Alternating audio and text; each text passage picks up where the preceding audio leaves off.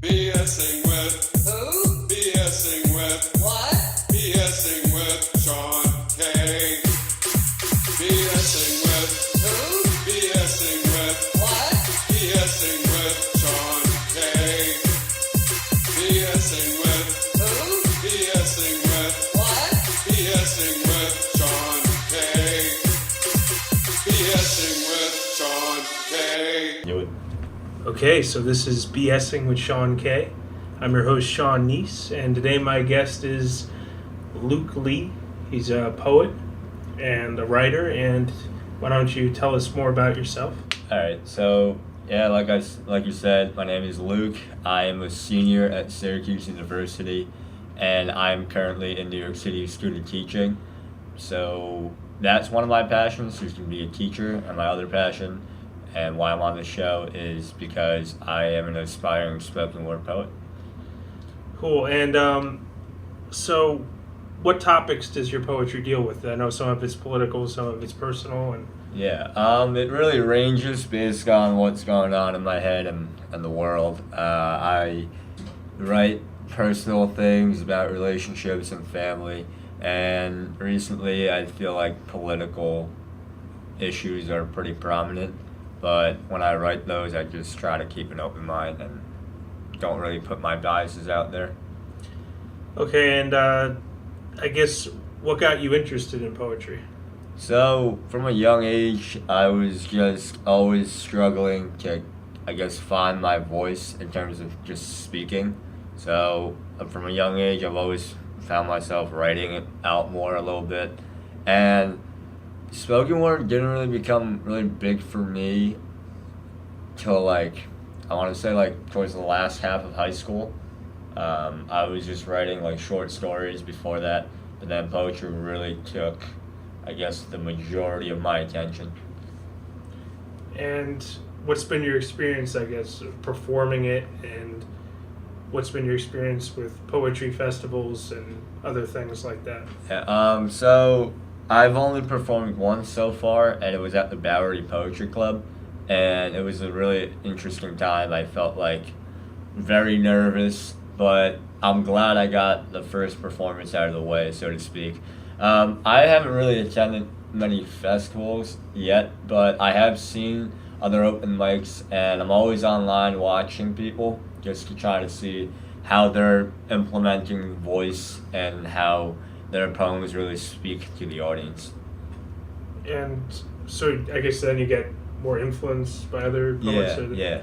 And so you said recently you started being more political. Why is that? Is that because of Donald Trump or something? Yeah, so as a teacher, it's always interesting to hear kids talk about Donald Trump, I guess, because I remember even like a couple years ago when it was the Obama administration, a lot of kids had the aspiration of becoming president and holding office. And I know they're little, but it's just cool to hear them talk about what they want to do. And nowadays, it's like these kids don't see President Trump as a president. It's more like an internet fad that they're getting really into. And I feel like what he stands for is just some things I don't stand for. And I feel like I can use my voice to inspire and educate others. So that's been the shift, and I feel like it's a trendy topic so far. It's always interesting. Mhm. Politics is always interesting. And I know a lot of people have made criticisms of him that are, I guess they seem to be the same common Yeah. criticisms, but you specifically, what's been some of your issues with him and what it has influenced your poetry? So mainly education. I just don't agree with the Secretary of Education right now. I feel like she's going in a direction completely opposite of what the United States needs in terms of education. And I feel like just the way he's been treating everybody in terms of minorities and women too is just, it's sad that a nation once perceived to be so good has a leader that's just so outright just negative. And I don't know, like, his Twitter is just, like, I think it's entertaining. Like, I can't believe sometimes that he is our president tweeting so much. And I think that just sparks my interest to be like, if he is constantly putting out information like that, then that means I can constantly put out more positive influence. So I'm just trying to like combat all the negativity. So do you think he represents a negative energy that's always been there and he didn't necessarily create, but people latched onto, and he latched onto? Yeah, absolutely. Yeah. I mean, it's just, I think the best thing that he's done is that it's shown that we as a nation have not really moved and advanced and progressed in terms of how we treat other people, because when you see the extreme protests going on and the organizations that still exist, it's just like, it's eye-opening, and I think everybody, no matter who you are, you're paying attention to this. And I think there just needs to be a conversation about like what do we stand for as a nation, you know? Yeah. Well, that's I guess that's, if there were one good thing to come out of the election, is that people are starting to pay more attention to what's going on. Before, everybody just was kind of into reality TV or whatever. Yeah, but now we're talking about important things, which is good. Yeah. And so how did your political beliefs develop? Like, how did your values and political beliefs develop? So my parents are both from South Korea, and I was born in South Korea, and they have a very different political system, and I don't ever remember understanding those politics until I was older here. But I always believed that equality, like the best version of equality, is important. I think the mistreatment of females in every aspect is something that I just couldn't bear to stand. They're getting paid less. It took them that long to get the right to vote, and it's just like, we stand for equality, but it's really not. And the thing is about like the past election, like I couldn't vote because I'm not a citizen yet, but like I'm a permanent resident and I'm applying to be a citizen. But going back to the point of the election, I felt like I didn't agree with what Hillary Clinton's administration stood for as well, but it was like more of like lesser of two evils, and like I think that's how a lot of people. Yeah, exactly. More stability, you know. On both sides, like some people didn't even like Trump, but voted for him because they hated Hillary. Exactly. So much. Yeah, it was like a petty little fight. Yeah. So, and you said it took a while to understand the political system in South Korea. Yeah. So, how did it differ from here? Was it more open, less open, or more conservative? Or it's kind of like the most different thing is you can't serve more than one term, and you serve 5 years, and then you're done. I still am learning about it, but just recently we impeached our first female president. Yeah, there's like an ongoing thing about that, so that's also crazy times. But what I know about it is basically ingrained from my grandparents and my parents' beliefs. So like I don't really know the party systems at all either, and I'm kind of like shaky about the voting process and everything. But the one thing that I do know is once you serve 5 years, you're done, and then you can hold other office, but you can never run for president again. So that, I guess that's good. Then it's not like the same Congress. Yeah, exactly. Yeah, something always has to change. Yeah. So, is any of your poetry inspired by moving from South Korea and being an immigrant? Oh yeah, absolutely.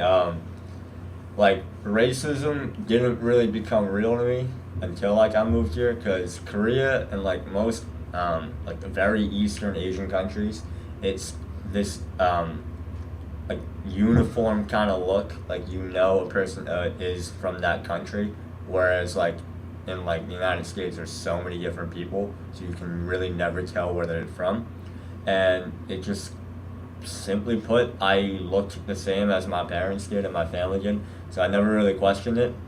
And then I came here and I felt like it was just hard adjusting to like the American way of life, like that more like relaxed and like it's okay if you're not like at the top of the class kind of thing, because like my parents always pushed. But yeah, so like I always wrote, I try to write a little piece about like immigration and stuff like that, what it feels like to be like the outsider trying to come in. And do you like the more like I guess relaxed environment here, or is it, I guess, is it like it has its good and its bad? Yeah, absolutely. I mean, I just couldn't picture myself growing up in South Korea because, like, what my dad and my mom said, they said that, like, you can study one thing, Mhm. like, let's say, like, you go into, like, business, but you might not ever do business as a career. So that didn't really make sense to my parents, and they didn't want to, like, rob us of the same lack of opportunities. So my dad's job moved here to New York City. So I think the more relaxed thing is, it's like you can really go after whatever you want, and there is like a path that you can kind of follow. You can become your own person more? Exactly, yeah. Yeah. So, and you said you were talking about feeling like being the outsider here. Has that feeling increased more with the current administration, his tone about immigration? Or It's definitely put me on high alert in terms of, like, I guess my own actions on a daily basis. I mean, I'm always very respectful and I try to, like, do the right thing all the time, but it feels like there's more pressure to be, like, exceptional in a way, because I know that he's picking out and he's saying, let's vet, like, the vetting process has to start, like, we gotta, like, weed out the weak and the different. So, like, it's been tough, but I don't think I've really changed as a person. I just feel like I'm more aware of, like, there are people that are going to genuinely hate me just because I was born in a different country. And do you see any hope of things getting better, or what would be a way, I guess, for things to improve? I think it really starts with education. I've been in so many different classrooms for the past 4 years, and I just know that my students should be educated in a way that not only are they ready for more increased, like, academic achievement, but, like, to create the model citizen of where they look at social injustice and not say, like, it's a topic too controversial, too difficult for a little kid, but more like, if we ingrain that, like, we ingrain, like, daily routines and we create this space for conversation, like, we can get kids to say some crazy, like, new ideas. Because I attended a professional development at my school called Border Crossers, which is all about, like, just like racial injustice in the classroom and racism and stuff like that. And it's really just like how you phrase it in your classroom, and that's like a huge difference that we got to keep going at. So getting students to question things more, think outside the box, and, like, not be afraid of asking a question Yeah. about race and injustice. So, what have been some of your most meaningful poems and why? That's let's see.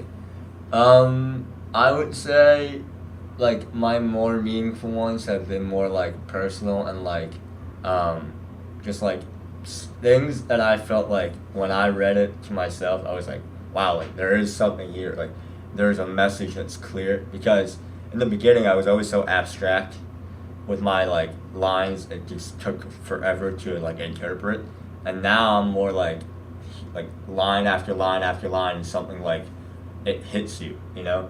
So more direct and less metaphorical. Exactly. Yeah. So just, like, using concrete language to get it across. So I am, like, a strong advocate for mental health issues. I feel like the way that it's dealt with in this society, it could be so much better. And again, it starts with conversation. So I've been, like, writing about how, like, everybody thinks, like, everyone's okay, and they, like, kind of, like, brush it off until you find the day, like, oh, so and so, like, killed themselves over that, and you're like, wow, like, all I ever heard from that kid was, you know, like, I wake up every day and I'm not feeling too great, and you thought that was gonna just go away, but it develops, it becomes like a mindset. And, like, I personally suffer from it because I lost my best friend, like, my childhood best friend, like, since 3rd grade, like, 2 years ago, from almost 3 years now in January, where he just suddenly died from, like, a brain tumor that we never detected. And that really kind of shaped my poetry, like, to talk about, like, what it means to lose somebody, and like, all the negativity and, like, emotions I felt, like, moving forward from that point. Like, it really, like, I really invested my words to, like, as a coping mechanism, like a healing process, you know. So I was writing letters to families, I was writing letters to myself, and, like, just not letting the emotions get the best of me, but like every day is a challenge Mm. for mental health. And so that influences some of the other poems you do that don't necessarily directly relate to that too. Yeah. It sort of helped form your style, I guess. Yeah, it's more like it's kind of like I always want to be kind of like an expert at what I talk about before I go and do something. So in terms of like, let's just take like holding an office, for example. Like if you're gonna be like a politician, I suggest you study politics and like really understand what's going on in the world.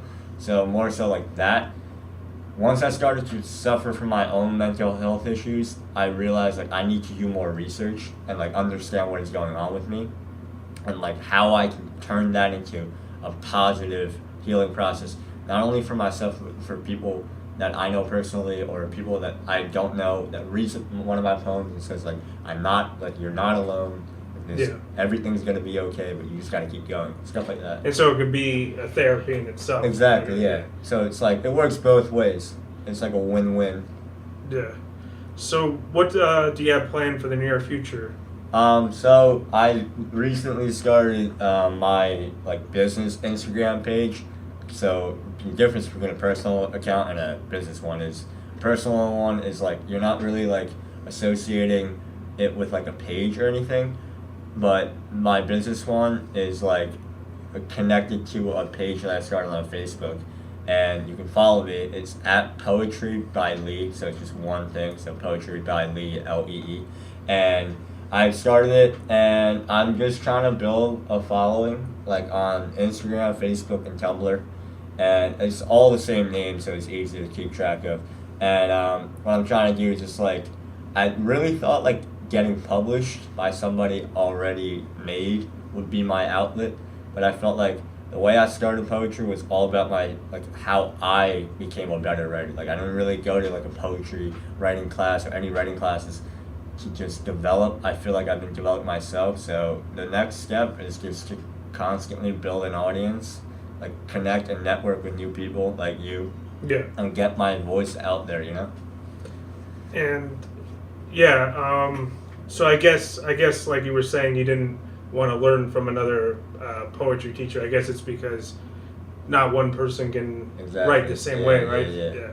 Because academic writing, the standard 5 paragraphs, all that intro, body, and then conclusion.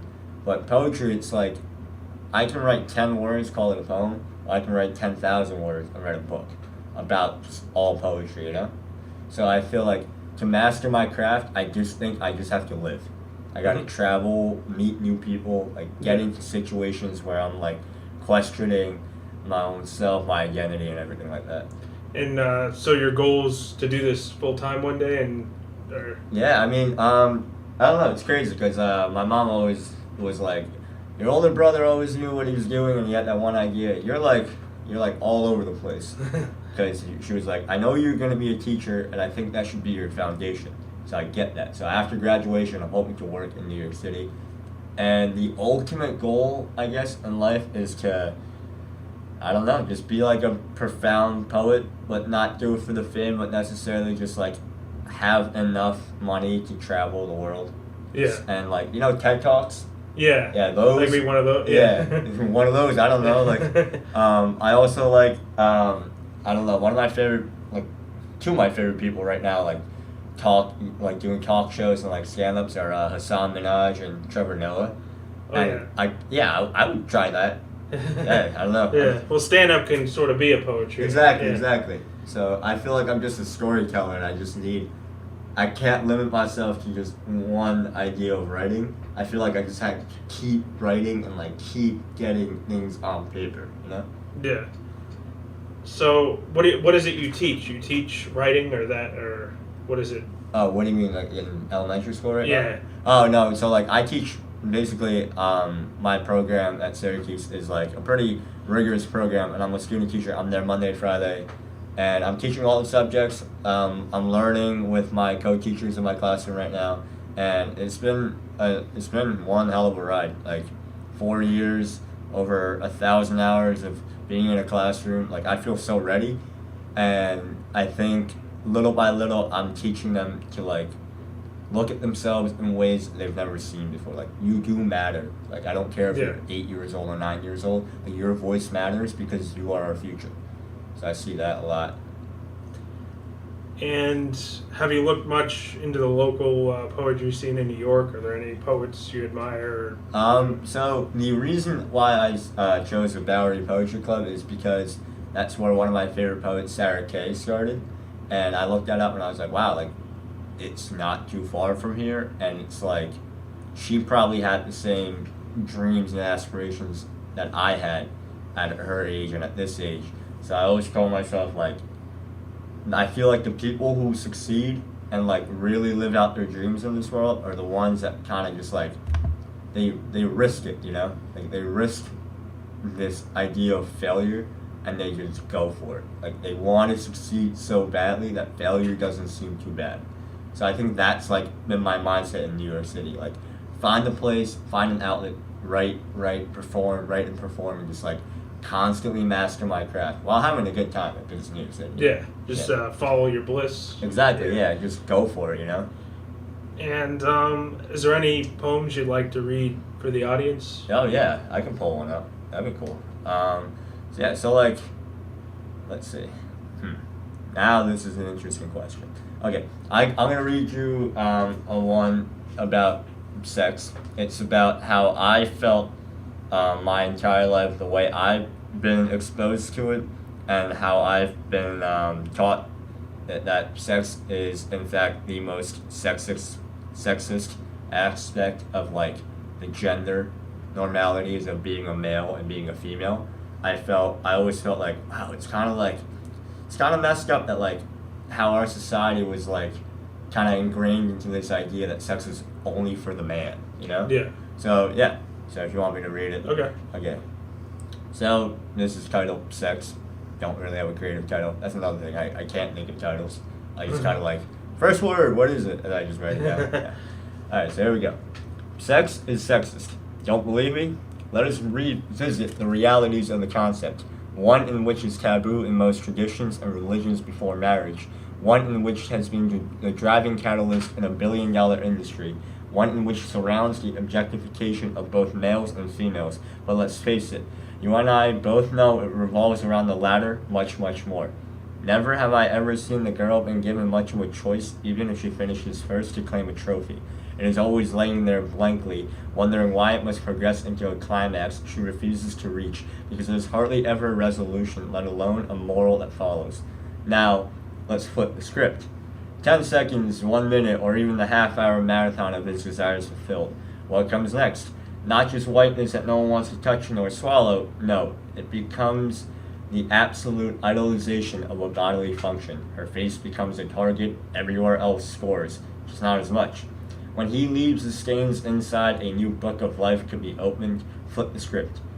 When she leaves her stains inside, outside, anywhere but away from him, it is considered shameful. It begins the absolute humiliation of a bodily function. Bed sheets become a target. Everywhere else too. When nature comes over her, she is undesirable, unwanted. Flip the script. Somehow, deep within our roots, we have accepted harassment and shifted it to being rough. She claims victim, you say you're welcome. We ignore that a one-night stand might just become the most viewed for weeks to come, that one's identity might just be in the process of being stripped, just like her clothes, her innocence, and to get by, she'll say, I'll be okay. Sex is sexist. It is mainly geared towards the pleasuring of a man, where when she pleases him, it's labeled a blowjob, where when he pleases her, it's considered a feast.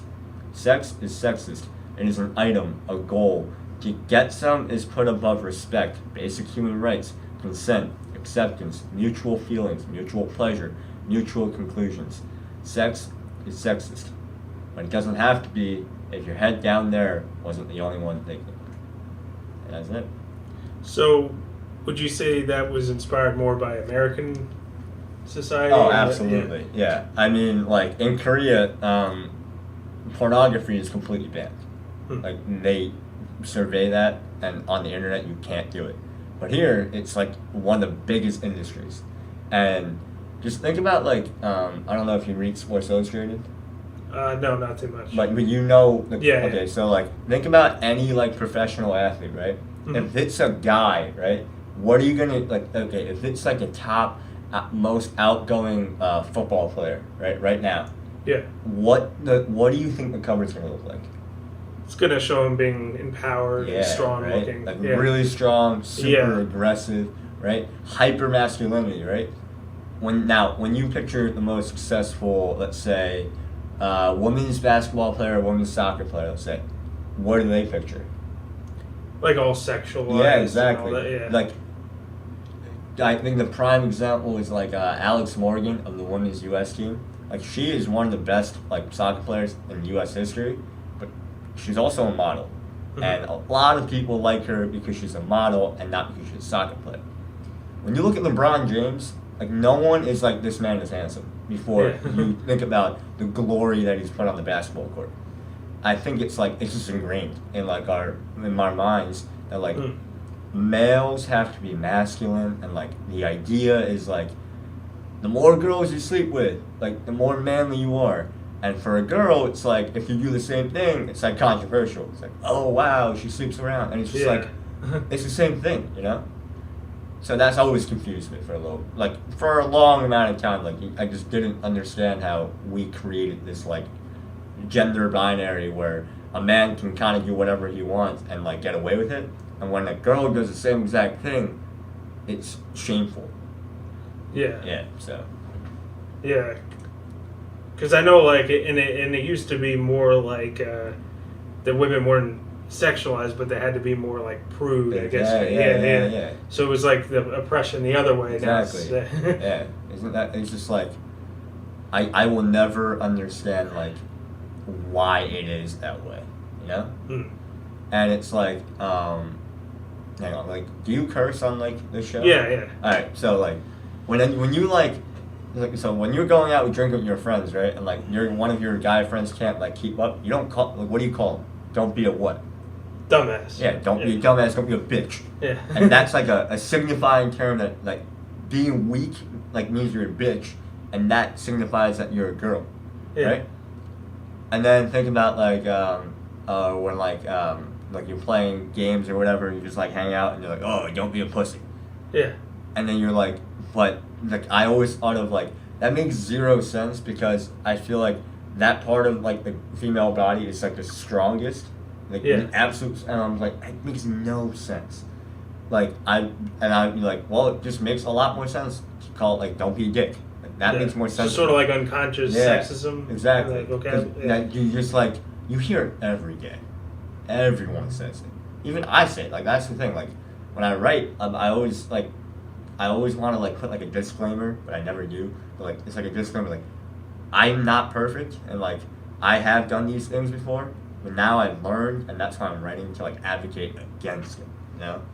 Yeah. So I guess anything else you'd like to say? Anything maybe we didn't cover? I would say that I feel like now that I know that I'm having like a vision and like understanding where I want to go with poetry and all that, I think it's important to like, I think it's a grind and a consistency of like staying motivated, staying determined, and like really like saying to everybody who doesn't believe that you can do it, just like you can, because I think it starts off like baby steps, like anything else. Because I think the people that I look up to in sports and just in life have always met this wall of like, you can't do it, why succeed, all that, and then the most successful people now have pushed through that. So one of my favorite athletes is Steph Curry. He's always considered small, like always considered like not NBA ready and all that, and now no one talks about that. Like it's like that part is gone. But he always brings it up. He's like, this is why I play. So I want to, like, maybe in, like, 5 years, 10 years, like, however long it takes me to get this to, like, where I want to be, where I'm, like, writing books, making just a living out of just writing. Like, I want to look back and be like, you see, like, it started in, like, when I was little. It started in New York City, just starting with a podcast. just starting with like performances here and there, but like all that was leading to that one moment. Yeah. Yeah. And then part of enjoying it is the journey. Yeah, exactly. Yeah. Yeah. Like meeting new people and like experiencing new things. Yeah. Or just, I don't know. Like it's good to have a goal in sight, but don't get so focused on it you miss exactly, the experiences on the way. Yeah, you just can't like really miss any opportunities in life because I don't know, life is pretty short, and I feel like a lot of people are just too scared to like put themselves out there, you know. Yeah. And I like that's the thing. Like I think I'm a people person. Like I like talking, which is probably why I write. Yeah. So when people tell me to shut up, I just write. So like no one has to listen to it. But I always felt like I was doing something with myself that other people were afraid of doing, and that was chasing a passion. I think I've met like so many people that have told me like if I was your age again, man, the things I would do. And I'm like, I never want to be that person at age like 50, looking back at my youth and be like, man, I should have done that. Yeah. Like I want to be 50 and be like, I'm so glad I did that, you know? Yeah. I don't know, like I feel like that's why like when you look at the most like innovative people in society, it's all those people that like kind of did their own thing, you know, like didn't really follow an entire career path, kind of like straight away and was like that outsider kind of like I don't know, like I feel like I'm just too tired of like conforming and like always having to find like what label fits in this part of your age, and like you know, like you're a rebellious child, from rebellious child to like better student to all that. Like I just want to be like me, and I don't know what being me means yet, but I'll get there. You're talking about like how I guess branding yourself can be limited. Yeah. That's what I feel kind of like with this podcast, because to me it's more intuitive what I have on. Like, oh, this person will have an interesting talk. But then it's like marketing. It's like, oh, what kind of people do you interview this? Like, oh, I got to fit it into one small box. Yeah. And then, But I like this concept. I think it's cool that like you're not just like going after the people that have already made it. Yeah. You're going after people that like are like on the brink of like success. Yeah. You know? And this is gonna be cool. Like here's the other thing, it's like I always think of it like, you know how like I said, like it's always like a matter of like how you phrase things and try like perspective wise.